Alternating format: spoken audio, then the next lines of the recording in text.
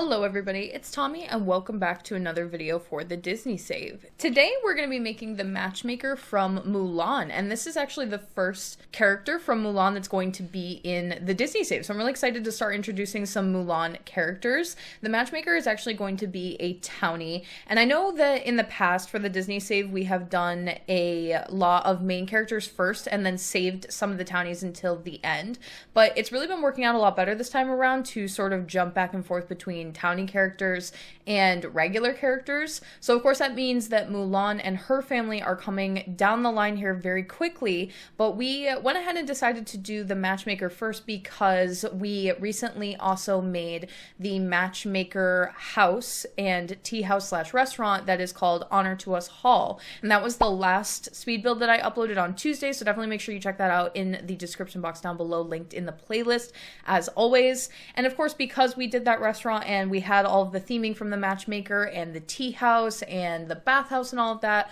we had to go ahead and create the Matchmaker from the movie, even if she was just going to serve as a little bit of a townie.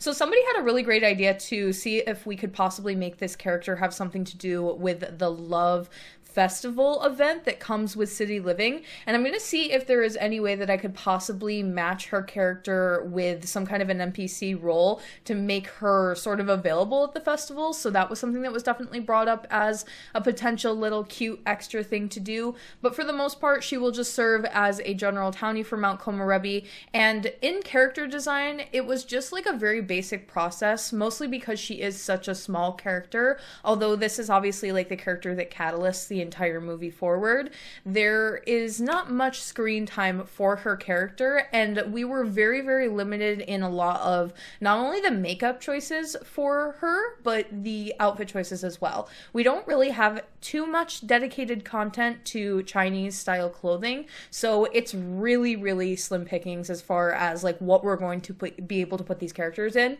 Unfortunately, the only packs that really come with anything that resembles anything close is City Living. There was a base game Lunar New Year update at one point that may be a little bit helpful here and there. And then funny enough, the Star Wars pack has become a little bit helpful just because the Star Wars pack has a lot of like older layered clothing that is really sort of generic and doesn't fit into one category or the other. So I feel like you can get away with using it for different types of cultures. I definitely used the Star Wars pack pretty heavily when it came to making some of the Frozen Sims, so I wasn't expecting to use it this time around, but we did ultimately end up going with a Star Wars outfit, and I actually think it's definitely one of the better choices. The problem with using the City Living stuff is that City Living was designed to be a little bit more of like a modern take on Chinese style clothing, and we're talking about Mulan here, so a lot of the clothing is maybe just too short, or it's not layered enough, or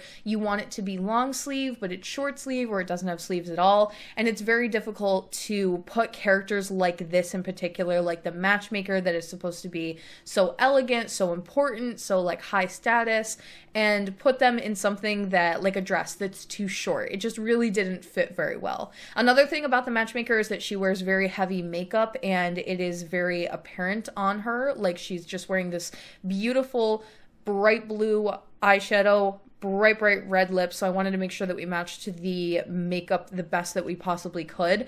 And she has really long eyelashes. She's actually very pretty, and I'm very happy with how her sim came out. I actually think they resemble each other quite a bit, despite me not being able to perfectly get every single feature about the sim in the game, just due to like body sliders and all of that can sometimes be a little bit of an issue. But generally speaking, I am pretty happy with how she came out. In the movie, she doesn't have a given name, so we've done a little bit of a combination name between some voice actors or the actress that plays her in the live action movie and just some cultural things and references to the word Matchmaker and Mulan that you'll be able to see a little bit here at the end of the video.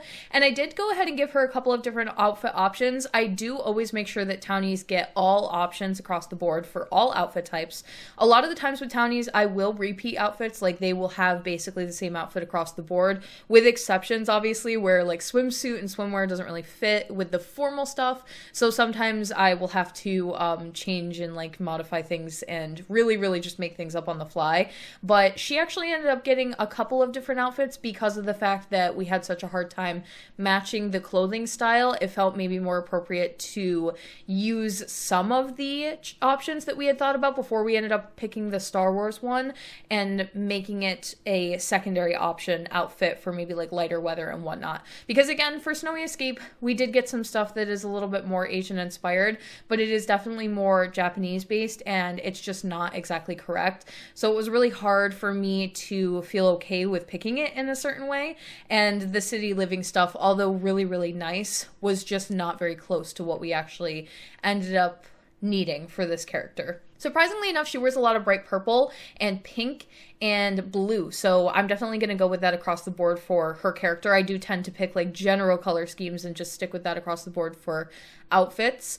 But then somebody in chat when we were live had recommended possibly trying one of the Star Wars outfits, and immediately I was just like, no, that doesn't seem right. Like, what do you mean to use the Star Wars pack again? This pack has come in handy so many times I can't even count. It's kind of almost a shame how much I've ended up using it.